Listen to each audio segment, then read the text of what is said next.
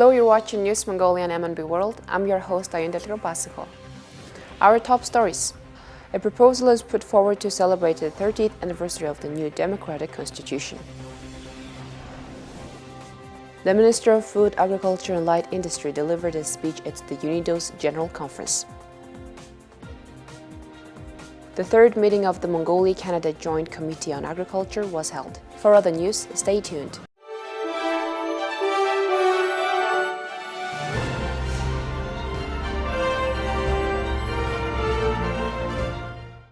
Our country adopted its first constitution in 1924 and made amendments in 1940 and 1960. Later, in 1992, the People's Great Hall of that time adopted a new democratic constitution. In 2022, it marks the 30th anniversary of the adoption of the democratic constitution. This week, the Standing Committee for State Structure has proposed to celebrate this anniversary. Details as follows. The new constitution established the principle of the distribution of state power by parliamentary elections, which guarantees citizens human right and freedom. It eventually embraced the idea of private property and moved from centralized to a market economy. The society considered that this was a revolutionary change established by the democratic constitution. Some members of parliament have initiated a draft resolution to mark the 30th anniversary of the new democratic constitution. On the occasion of the anniversary, scientific conferences will be organized to honor and promote the democratic constitution. Taking into consideration the role of the constitution that it plays in society, it should be strengthened. A draft resolution of the Parliament on the celebration of the 30th anniversary of the adoption of the new democratic institution of Mongolia was developed based on a request submitted to Parliament by the Union of Democratic Legislators on November 3, 2021. According to the draft resolution of the Parliament, a scientific conference will be organized to promote the Constitution to the general public.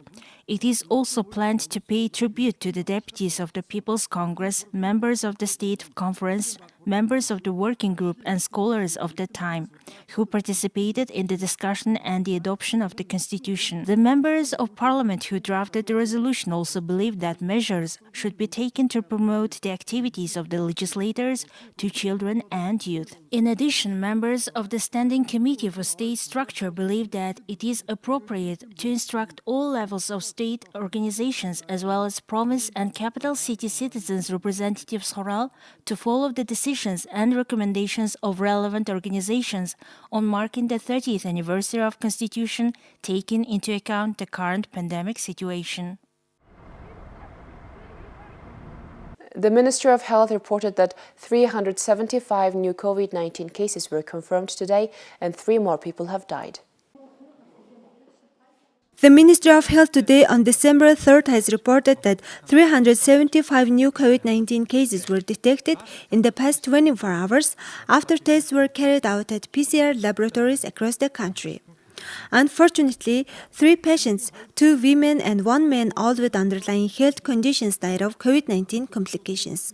All new cases except 1 were confirmed domestically, out of which 227 were confirmed in Ulaanbaatar and 147 in the provinces, and the remaining 1 case were imported. 5,114 COVID-19 patients are being treated at hospitals nationwide.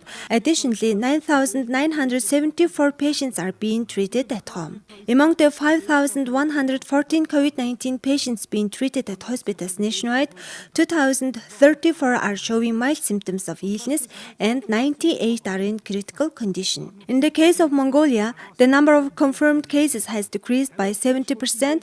The number of home-based patients has dropped from 66,000 to about 10,000, and the mortality rate has decreased 4.5 times. Currently, the COVID-19 Omicron version has been recorded in 25 countries around the world. The new version infects people with weakened immune systems. Most of the countries conducting risk assessment and setting restrictions. A study by an Oxford University team found that additional doses of vaccine stimulated the immune response. The World Health Organization has warned the elderly and young children not to travel abroad. As of now, around 2.15 million people have had 2 doses of a COVID-19 vaccine, and 20% of the population has received the booster shot so far. Citizens are also seeking to receive the additional dose. Thank you for staying tuned with us on MNB World. Now let's take a look at Mongolia's current affairs. The Deputy Minister of Foreign Affairs, Mukhching, worked in Germany on November 29 to 30th. During his working visit, he met with Petro Sigmund, Director General for Asia and the Pacific in the German Federal Foreign Office, and exchanged views on bilateral relations and cooperation. During the meeting, the two sides reaffirmed their commitment to defining new areas of cooperation between Mongolia and Germany, including expanding cooperation in the areas of energy, renewable energy, and environmental protection, and boosting bilateral dialogue mechanisms. Mukhching is taking part in the 28th meeting of the OSCE Ministerial Council that is taking place on December 2nd to 3rd. The third meeting of the Mongolia-Canada Joint Committee on Agriculture was held on November 30th in Ottawa. The Mongolian delegation was led by Batsur, Deputy Minister of Food, Agriculture and Light Industry, and the Canadian delegation was led by Acting Assistant Deputy Minister for Agriculture and Agri-Food Canada, Kathleen Donahue. The two sides exchanged views on opportunities for cooperation in the areas of agriculture and animal husbandry within the framework of boosting the Mongolia-Canada relations to the comprehensive partnership level, and agreed to issue a joint communique. The delegation, led by Batsur, also met with officials from Manitoba and Saskatchewan, Canada, and participated in the annual agriculture exhibition. A memorandum of understanding was signed between Mongolia and Canada in 2010 on cooperation in agriculture and related sectors, and since 2017, the Joint Committee has been holding a meeting every 2 years.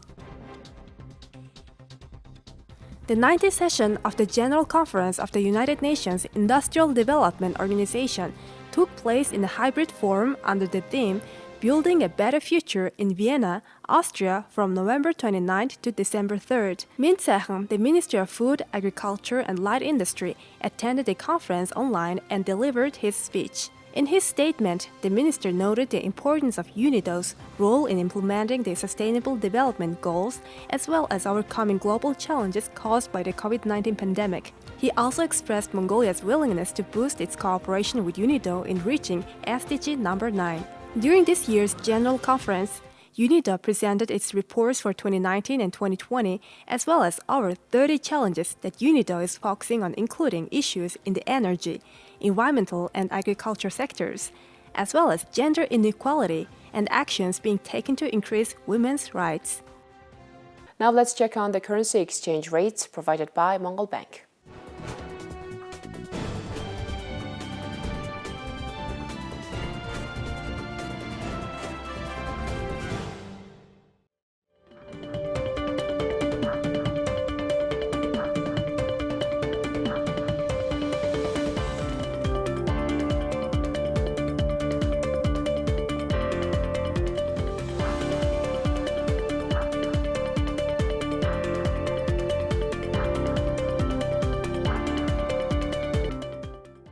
And here is the weather forecast for major cities around the world.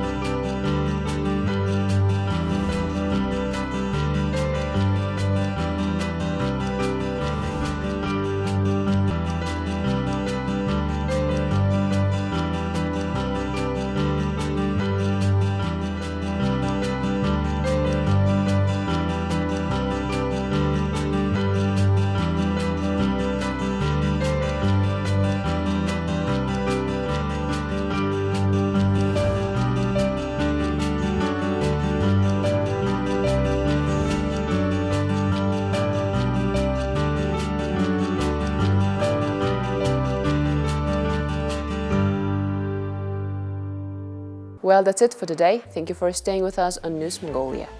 See you next week with more stories and updates. Have a great weekend. Goodbye.